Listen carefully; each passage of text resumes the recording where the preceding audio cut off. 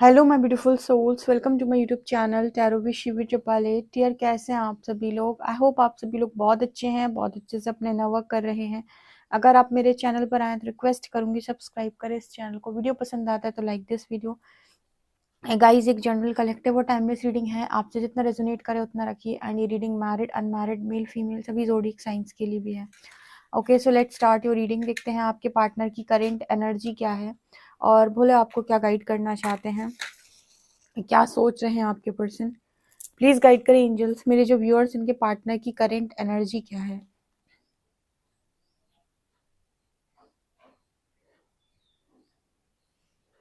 आपके पार्टनर की एनर्जी पहली ही एनर्जी में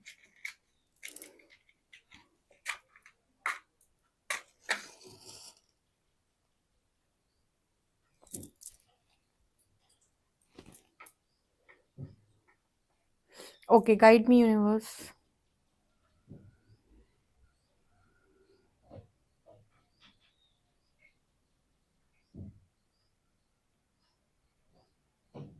आपके पर्सन किसी ना किसी पेन में, बहुत स्ट्रांग पेन में है, ऐसा मैसेज मिला है। क्योंकि एक इंसान दिख रहा है जिसके सिर के ऊपर, लिटरली उसके सिर के ऊपर पत्थर रखा हुआ है और बहुत बड़ा पत्थर है। मतलब किसी चीज का बोझ, किसी चीज के बोझ के तले दब जाना।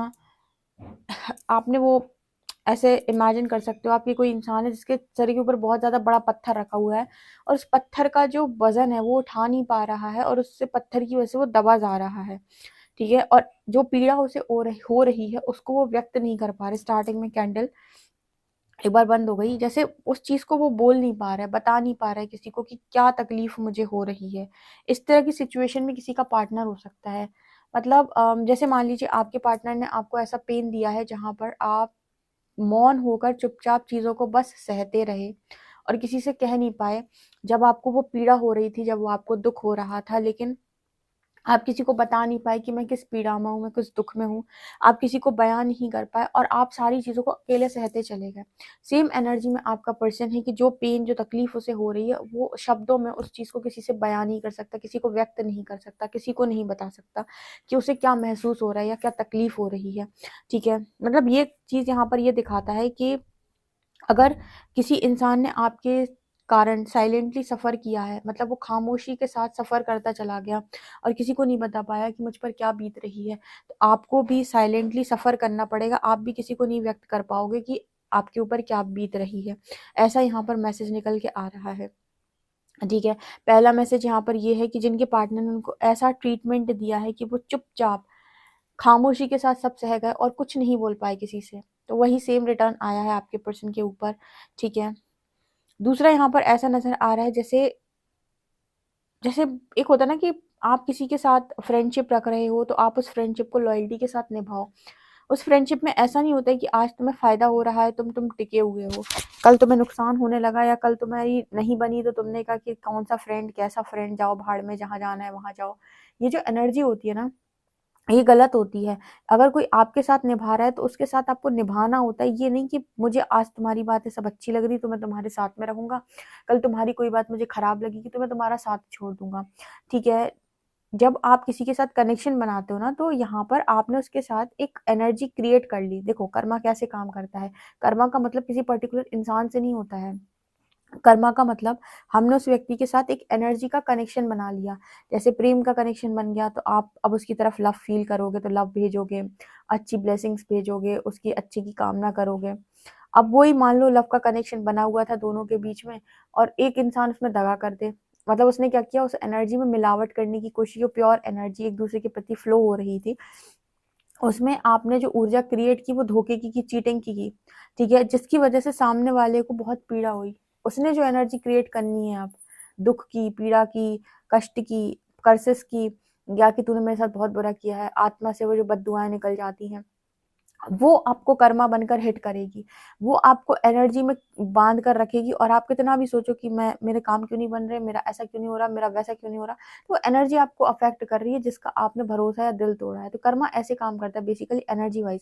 यहाँ पर जो मैसेज निकल के आ रहा है ना, तो जैसे आपको ये नहीं करना होता है कि आज फ्रेंडशिप है तो आज हम तुम्हारा भरपूर मात्रा में फ़ायदा उठाएँगे क्योंकि तुम्हारे पास पैसे हैं, तुम्हारे पास, हमारे पास, तुम्हारे पास हमको देने के लिए बहुत कुछ है।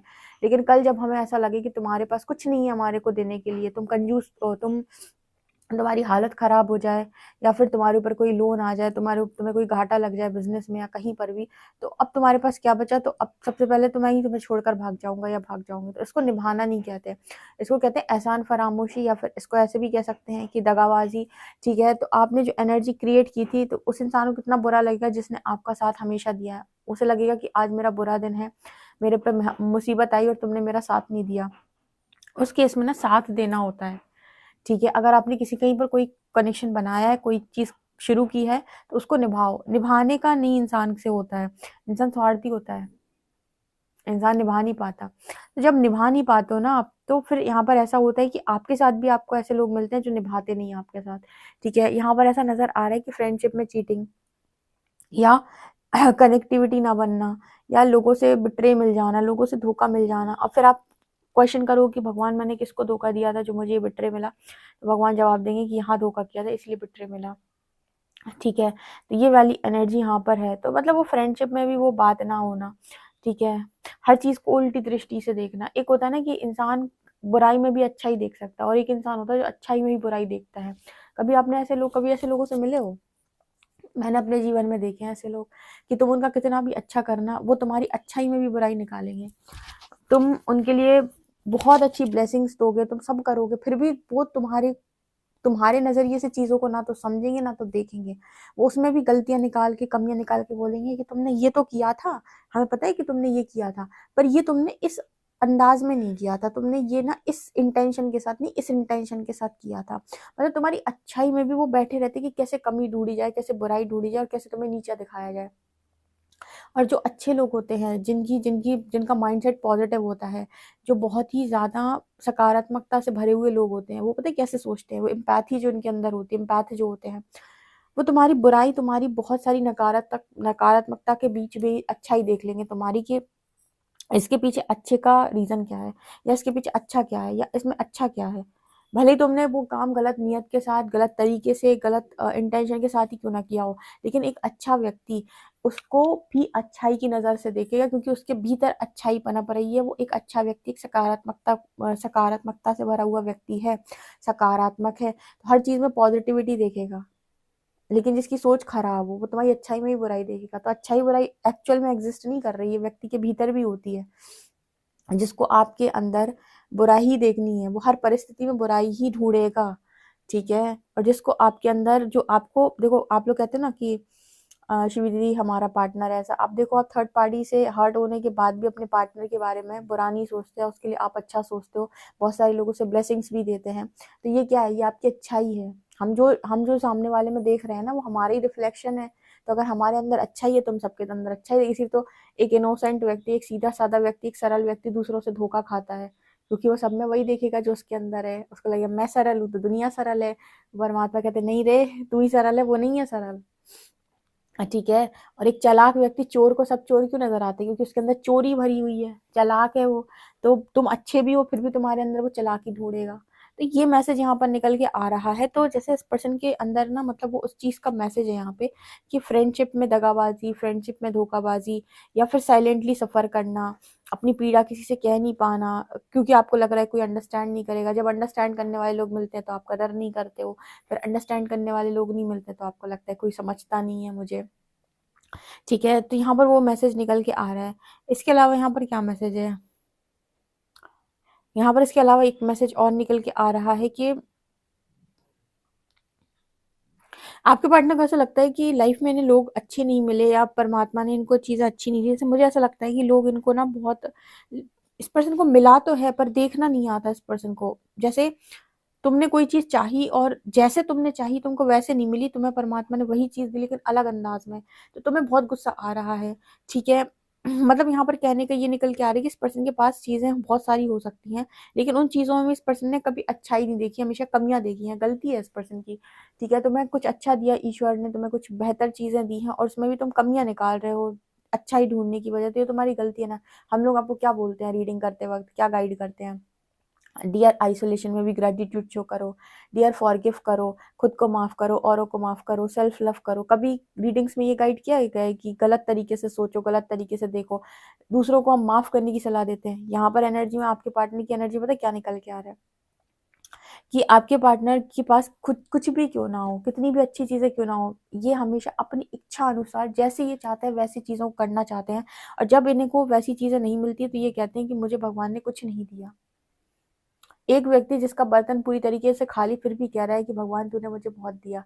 एक व्यक्ति जिसका बर्तन पूरा भरा हुआ है वो फिर भी कह रहा है कि भगवान तूने मुझे इस बर्तन के हिसाब से जो देना था वही दिया, मुझे तो बड़े बर्तन में चाहिए था। ठीक है, तो वो वाली एनर्जी इस पर्सन की हो सकती है जहां पर किसी चीज को लेकर कोई ग्रैटिट्यूड नहीं है कि मुझे कुछ मिला है, हर बार शिकायतें हैं कि तूने मुझे कुछ नहीं दिया है। ठीक है,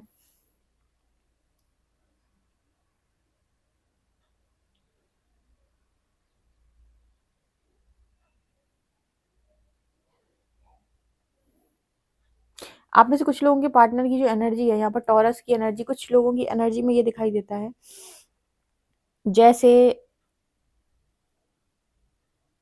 यहाँ पर मतलब असमानता का भाव है। कई बार मैसेज निकल के आता है कि आप में से कुछ लोगों के पार्टनर जो हैं वो आपको अपने लायक नहीं समझ रहे थे पास्ट के अंदर। ठीक है, और हो सकता है कि अभी भी इस पर्सन के अंदर ही असमानता की एनर्जी बहुत ज्यादा रहती है कि मैं कुछ कम हूँ, दूसरे कुछ ज्यादा है। ये तुम्हारा थॉट गलत है। ये पता है क्या है, सोसाइटी में रहने की वजह से या फिर कहें कि लोगों के बीच में रहने की वजह से ऐसा हो जाता है कि जैसे मान लीजिए एक व्यक्ति बहुत ज़्यादा पढ़ा लिखा है, एक कम पढ़ा लिखा है, तो उसको लगे कि मैं लायक नहीं हूँ। क्या पता उसकी क्रिएटिविटी कितनी ज़्यादा हो। आज के टाइम में तो वैसे भी आप सोशल मीडिया पे देखेंगे, कोई ये कह रहा है कि सब लोग पढ़ाई से ही पैसा कमा रहे हैं, बहुत सारे लोग बहुत सारा पैसा कमा रहे हैं, इन्फ्लुएंसर्स हैं बहुत सारे लोग। कहने का मतलब क्या है कि आपका आपकी जो मतलब आप कितना ज़्यादा अपने आप को देखते हो, कितना आप अपने आप को वर्दी समझते हो, ये इंपॉर्टेंट है। सेल्फ लव कितना है। इस पर्सन के अंदर ना एक असमानता की एनर्जी रहती है, या तो ये अपने आप को लोगों से कम समझते हैं या अपने आप को लोगों से बहुत ज्यादा महान समझते हैं। ठीक है, एनर्जी में कुछ ऐसा नजर आता है जैसे अपने आप को कम मानना, अपने आप को एक पार्टनर भी चाहिए इस पर्सन को, तो ये चाहिए ऐसा चाहिए जो मेरे हिसाब से हो पूरी तरीके से। ठीक है, कम ज़्यादा का इस पर्सन के अंदर बहुत ज़्यादा वो रहता है कि कम ज़्यादा है, हाँ, ये स्टेटस में कम है, मैं स्टेटस में ज़्यादा हूँ, ये स्टेटस में ज़्यादा है, मैं स्टेटस में कम हूँ, या मैं कम पढ़ा लिखा हूँ, ज़्यादा पढ़ा लिखा है, या उसके पास कम पैसा है, मेरे पास कम पैसा। मतलब एक तरीके से वो असमानता की जो एनर्जी होती है ना वो इस पर्सन के अंदर बहुत है। बहुत सारी चीज़ों में ये पर्सन कंपेयर करते हैं। ठीक है, और अगर आप में टैलेंट है तो कोई ज़रूरी नहीं है कि आप एजुकेशन में बहुत अच्छे हो सकता है, आप अदर फील्ड में बहुत अच्छे हो, आर्टिस्ट हो आप बहुत अच्छे, तो क्या उसकी कोई वैल्यू नहीं होगी? आर्टिस्ट की वैल्यू नहीं होती है क्या? मतलब इम्पोर्टेंट ये नहीं है कि आप यहाँ पर लाइफ में अपने आप को कितना अच्छा दूसरों को दिखा पा रहे हैं। इम्पोर्टेंट ये है कि आप कितना अच्छा खुद को प्रेजेंट, मतलब आप कितना खुद को अपने आप को कितना अच्छा आप रखते हैं। क्योंकि जितना अच्छा आप खुद को रखते हैं, जितनी वैल्यू आप खुद की करते हैं, जितना वर्दी आप खुद को मानते हैं, उतना ही दुनिया आपको सराहती है। तो जरूरी नहीं है कि एक के पास जो टैलेंट हो वो दूसरे के पास नहीं है, दूसरे के पास हो।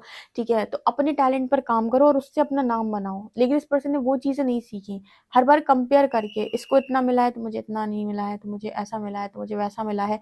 हमेशा इस पर्सन के अंदर वो चीज़ चलती रहती है और साइलेंटली ये पर्सन सफ़र करते हैं। ये चीज़ें ये पर्सन किसी से बोल नहीं पाते हैं। ठीक है, देखो ज़रूरी नहीं है कि बहुत अच्छा डांसर हो तो बहुत अच्छा पेंटर भी हो, उसकी अपनी जगह है, उसकी अपनी जगह है। आपको ये देखना है कि आपका टैलेंट क्या है, उसके बेसिस पे आप अपना नाम बना सकते हैं। ज़रूरी थोड़ी है कि भाई सबको सब कुछ मिला हो। बहुत सारे लोग बहुत पढ़े लिखे होते हैं, बहुत सारे लोग कम पढ़े लिखे होते हैं, तो इसका मतलब ये थोड़ी ना है कि पढ़ा लिखा व्यक्ति ही सर्वश्रेष्ठ है और कम पढ़ा लिखा नहीं है। हो सकता है उसके पास कोई अलग कला हो, उससे वो अपनी पहचान बना ले। ठीक है, तो अपने आप को किसी भी तरीके से कम आंकना या फिर ये कहना कि ईश्वर ने मुझे बहुत कम दिया है, मेरे पास तो कुछ भी नहीं, मुझे तो ये नहीं मिला, मुझे वो नहीं मिला। तो आपके पास आप चीज़ों को क्रिएट कर सकते हो, आप करना नहीं चाहते वो बात अलग है। तो यहाँ पर कुछ उस तरीके के मैसेज है कि बहुत सारे इस पर्सन के अंदर इनसिक्योरिटी रहता है। ठीक है, बहुत कुछ इनसिक्योरिटी है यहाँ पे। ओके गाइस, ये आप लोगों के लिए यहाँ पर आपके लिए मैसेज निकल के आ रहा है। चलिए देखते हैं आपके लिए कार्ड्स क्या बताते हैं। ओके गाइस, चलिए देख लें कार्ड्स क्या बताते हैं। प्लीज गाइड करें एंजल्स, मेरे जो व्यूअर्स हैं उनके पार्टनर की करेंट एनर्जी क्या है।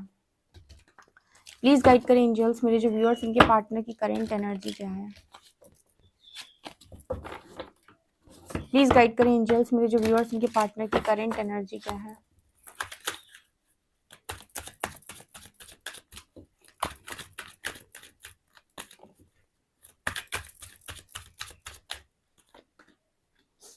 हाई प्रीस्टेस, 6 ऑफ शॉर्ट्स,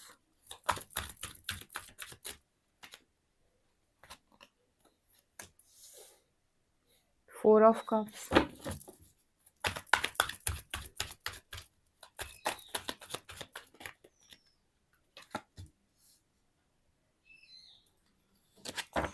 यहाँ पर एनर्जी है death,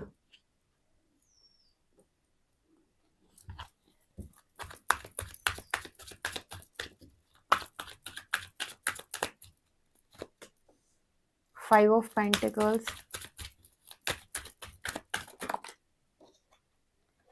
and temperance.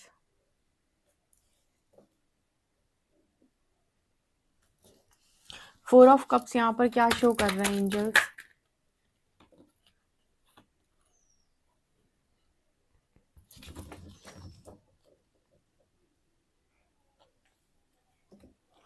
Okay guys, तो यहाँ पर क्या हो रहा है कि आपका पार्टनर बार बार डिनाइल मोड पे चला जाता है। मैंने आपको बताया था रीडिंग में, एक बात मैंने आपको बोली थी, ऐसे इस पर्सन को साइलेंटली पर्सन सफ़र कर रहे हैं। यहाँ पर फाइव ऑफ पेंटिकल्स की एनर्जी आई है।